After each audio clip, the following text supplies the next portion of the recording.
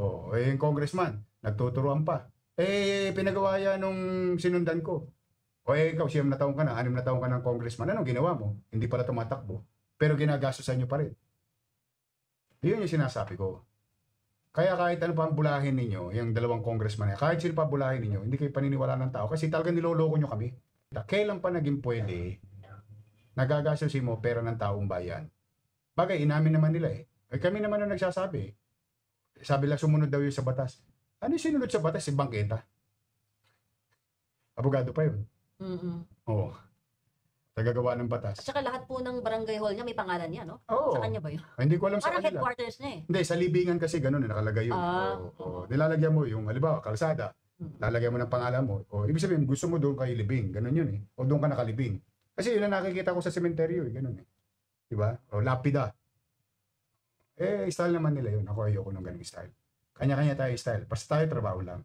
Pero kung patuloy silang ganyan, makikipagkulitan sila sa atin, eh sanay naman tayo, wala namang problema. Para sigurado ako, nagpapagawa kayo ng barangay hall, 49 million.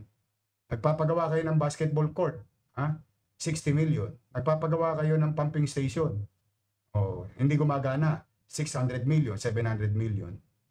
Ito sa District 2, National Historic Site, Plaza del Piero. Ginawa mo mukhang sabungan. Ngayon, barangay hall na yung plaza. Nasaan na ngayon yung tinatawagan ko nga pala tinatawagan ko ng pansin yung ating mga conservationist. Pasyalan nyo po Plaza del Piero. May marka ng national parang heritage o protected site. Andun pa yung rebulto. Ginawang parang sabungan. Yan sa District 2. Sino nagpagawa? Tingnan nyo yung nakapangalan doon, kahit burahin pa nila. Nakapangalan yung pangalan ng congressman. Kasakala ko nga, Plaza Valeriano na yun eh. Ay, Plaza del Piero yun eh. Ibang klase talaga. Ibang uri itong mga to. Totoo lang. Kung makapag-imbestiga kayo ng ibang tao, sarili nyo, ayaw nyo imbestiga. At nakipagpulong nga po kayo, Yormes, dalawang kongresista po natin, patungkol sa mga proyekto nito. Ay sinabi ko naman, magpaalam sila. Humingi sila ng building permit. O si Congressman Erwin Cheng, nagpunta kasama si Congressman na Ernix Junicio. You can even ask them. Pinagkaitan ko ba yung distrito nila ng 5th District at District 1 ng programa ng gobyerno? Hindi. Inaprobahan ko lahat. Sabi ko kay Andres, makabubuti itong gawain ng congressman. Apply na kayo ng building permit. And so on and so forth. Approve. Kahit matanong nyo po, masalubong nyo si Congressman na Erwin Cheng. Hindi ko yan kapartido Gusto ko lang malaman ninyo. Hindi ko yan nakakasama. Malamang hindi pa nga po ako binoto niyan. But just the same, tapos na ang halalan. Magtulong-tulong tayo. Nagsubmit siya ng mga programa. Inaprobahan ko. Yung nabitin niyang programa, inaprobahan ko. Pinaayos ko pa yung papel. Yan, kaya kasama si Andres eh. Diba? Para sa mga taga-Maynila, wala nang halong politika. Kapakanan ng mga taga-Maynila. Hindi yung pa-imbestiga pa, sarili mo, ayaw mong imbestiga, magpapagawa ka ng 19 million na barangay hall sa bangketa. Hindi sa aminin na lang yung pagkakamali. Para bang sila lang ang tama sa mundo eh. Basta ako, may pananagutan ako sa mga taga-Maynila. Papagawa sila ng pumping station, hindi gumagana. Tapos ituturo nila DPWH. Pero sa totoo, sila nagsabi sa DPWH, ipagawa nyo yan. Kinakarga sa CDF nila. Huwag na kayo magsinungaling. Binobola nyo na lang yung lelang yung panot. Ang mabobola nyo na lang, yung sarili ninyo. Alam ng taong bayan, yung mga pagawain na yan. Congressman ang nagtuturo. Ang nagdidikta. In fact, pamisang-misang pa, pinaaway pa ang DPWH. Uy, pondo ko yan Uy, distrito ko yan Dapat dumaan sa akin yan. At madalas dyan, kontraktor nila yan. Ngayon, nakita ko yung interview, ang tinuturo, DPWH. Kawawan DPWH. Yung congressman, nagtuturuan pa. Pinagawa yan nung sinundan ko. Ikaw, 7 na taon ka na, 6 na taon ka ng congressman. Anong ginawa mo? Hindi pala tumatakbo. Pero ginagastosan nyo pa rin. Yun yung sinasabi ko. Kaya kahit ano pa ang bulahin ninyo, yung dalawang congressman, kahit sino pa bulahin ninyo, hindi kayo paniniwala ng tao. Kasi talagang niloloko nyo kami. Saan ka nakakita? Kailan pa naging pwede nagagastusin mo pera ng taong bayan? Bagay, inamin naman nila eh. Eh kami naman ang nagsasabi. Sabi lang sumunod daw yun sa batas. Ano yung sinunod sa batas? Si bangketa. Abogado pa yun. Mm. Oo. Tagagawa ng At batas. saka lahat po ng barangay hall niya may pangalan niya, no? Oo. Sa kanya ba yun? Hindi ko alam sa Parang kanila. headquarters niya eh. Hindi, sa libingan kasi ganun nakalagay yun. Ah, Oo. Nilalagyan mo yung, halimbawa, kalsada. Lalagyan mo ng pangalan mo. O, ibig sabihin, gusto mo doon kay libing. Ganun yun eh. O doon ka nakalibing. Kasi yun ang nakikita ko sa sementeryo eh. Ganun eh. Diba? O lapida. Eh, style naman nila yun. Ako ayoko ng ganung style. Kanya-kanya tayo style. Basta tayo trabaho lang.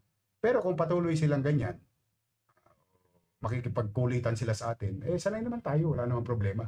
Para sigurado ako, nagpapagawa kayo ng barangay hall, 49 million.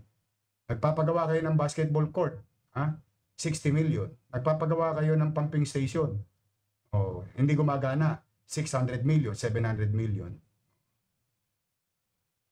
Tanong, napakinabangan ba namin ng mga... Saan ka nakakita, nagpagawa ka? O ito, sa District 2, National Historic Site, Plaza del Piero. Ginawa mo mukhang sabungan. Ngayon, barangay hall na yung plaza. O, nasaan na ngayon yung ano? Tinatawagan ko nga pala, Tinatawagan ko ng pansin yung ating mga conservationist. Pasyalan nyo po, Plaza del Piero. O, may marka ng national, parang heritage o protected site. Andun pa yung rebulto. O, ginawang parang sabungan. Yes, sa District 2. O, sino nagpagawa? O, tingnan nyo yung nakapangalan doon, kahit burahin pa nila. Nakapangalan yung pangalan ng congressman. Kasi kala ko nga, Plaza Valeriano na yun eh. Ay, oh. Eh, Plaza del Piero yun eh. Ibang klase talaga. Ibang uri itong mga to. Oo, totoo lang. Kung makapag-imbestiga kayo ng ibang tao, sarili nyo, ayaw nyo imbestigahan. Di ba? At saka, kalaunan, malalaman ng tao. Yung mga pabahay natin, ako, Diyos ko, iniimbestigahan na rin naman ng gobyerno. Okay, kaya ako nasasabi yan. Tingnan ninyo. Ako ba namumulitika? Hindi. O, tingnan nyo. Balik mo ulit. Balik mo yung makisuyo nga. Yung kay Erwin Cheng. Yung meeting po sa Yung kanila. meeting. Kahit itanong nyo kay Erwin Cheng. Ayan. O, alam mo nasa papel niya. Isaan ng project niya. Sino makikinabang? Taga 5th District. Ano mga pinagagawa niya? Pagawaing bayan. Ano yan? Ospital. O, ngayon, meron pa kami pinag-usapan. Sabi ko, may pera ka pa ba? Eh, makakahingi pa ako. O, pwede ba makisuyo? Itong drainage master plan ng Maynila. Pwede ba? O, totokahan kita. Tawa ka ng isang catch basin. Sa distrito mo. No, sabi niya, opo. O, baka makagawa tayo sa Malate. True. Is effort. Yan. Yung pirate station na pinagagawa niya sa Baseco, approve. Di ba? Kapakipakinabang ba yun? Kapakipakinabang. May fire station. Lagi sunog sa, what do you call this? Sa Baseco. Tanong, to cut the long story short, kasi marami pa mga pa-post pa, lalo lang kayo nabibisto ng tao. Puro lang kayo pagsisinungaling, pa-interview pa kayo. Eh, kayo sa bibig nyo mismo na uhuli. Oh. Tanong, yung dalawang congressman, yung congressman ng District 2 at District 3, kalaban ko sa politika. Opo. Sa politika. Yung congressman man ng District 4 at District 5, kalaban ko sa politika. Opo. Kalaban ko po sa politika. Kung politika lang mo, just lang tayo, kukwentuhan lang tayo. Yung congressman ba sa 6, nanalo po si Joey Uy, para sa amin. Yes. Ayun po ang batas. O sinasabi naman ng COMELEC, maupo raw si Congressman Abante. It's up for the court to decide. Kakambi ko ba si Joey Uy? Opo. Kalaban ko ba si Benny Abante? Opo. O di nasa record na. Ito na, nandito na tayo. Nagpunta si Congressman Ernix, nakakampi ko. Si Congressman Erwin Cheng, kalaban ko. Meron ba siyang programa sa listahan niya na meron? Pagawaing bayan ba? Meron. Kapakipakinabang ba sa bayan? Ay, oo. Tanong, inaprobahan ko ba? Opo. Nasaan doon ang politika? Kung madamot lang ako. Pag mali kasi mali, huwag nang gagawa ng palusot. Mali na kayo eh. Gusto nyo, papangalanan ko pa kayo. Di ba? Tigilan nyo na yan. Tanggapin nyo na ang katotohanan. Nagdesisyon na ang taong bayan. Let's move on.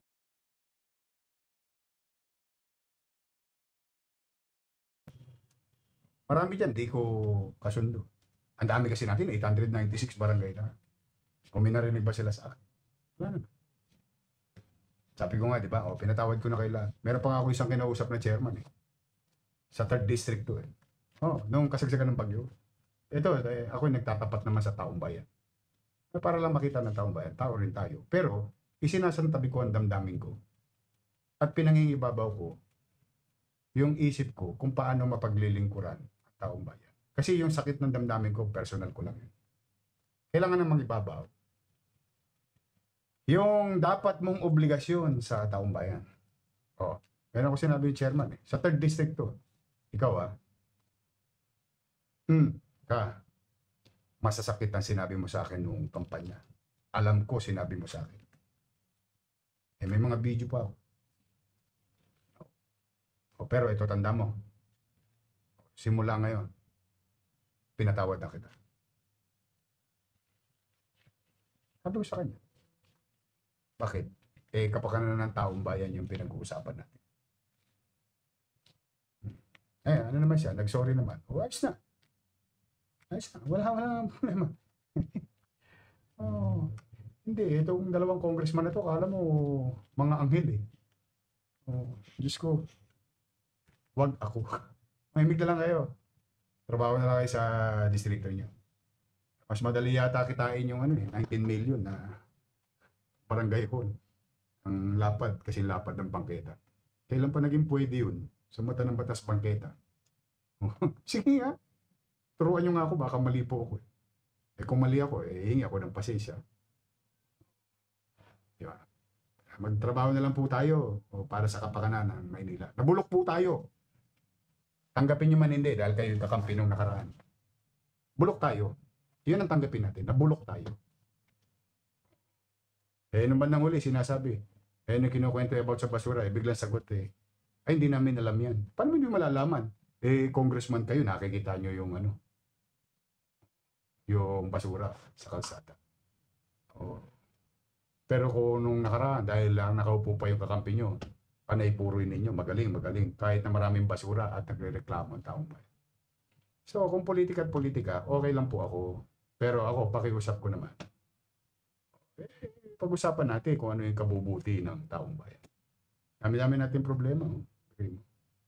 Hirap ng buhay. Okay. So, kay Congressman na Erwin Cheng, go ahead. Do what is good for District 5. You have the support of the city government. Kinalimutan ko na yung mga bagay na sinabi niyo sa akin hindi maganda nung halalan. Let's move on with our lives. Lahat naman ng sugat, maghihilom din. Pero yung sugat na ginawa nila sa akin, personal yun. Akin na lang yun. Pero ang mahalaga ngayon yung kapakanan ng tao. Okay? At nakasuporta po kami sa inyo, Yorme. May mga comments nga dito kasuhan daw. Si ganito, ganyan. Pero... Sa totoo po, kayong mga manunod, pwede nyo pong kasuhan. Taxpayers. Pwede naman, no? Ito, tingnan mo. Si Secretary Rex, Gatchalian, nagpunta. Tingnan nyo, mga kababayan. Ako po ay hindi kandidato ng administrasyon. Ipinagpapapuri ko ba yung mga magagandang nakita ko na ginagawa ng administrasyon ngayon? Sa loob ng 25 na pala tayo. 25. Opo. Sinasabi ko ba yung pagkukulang natin ng lokal at national? Opo. Tingnan ninyo ito. National government. Administrasyon. Anong sinabi ko?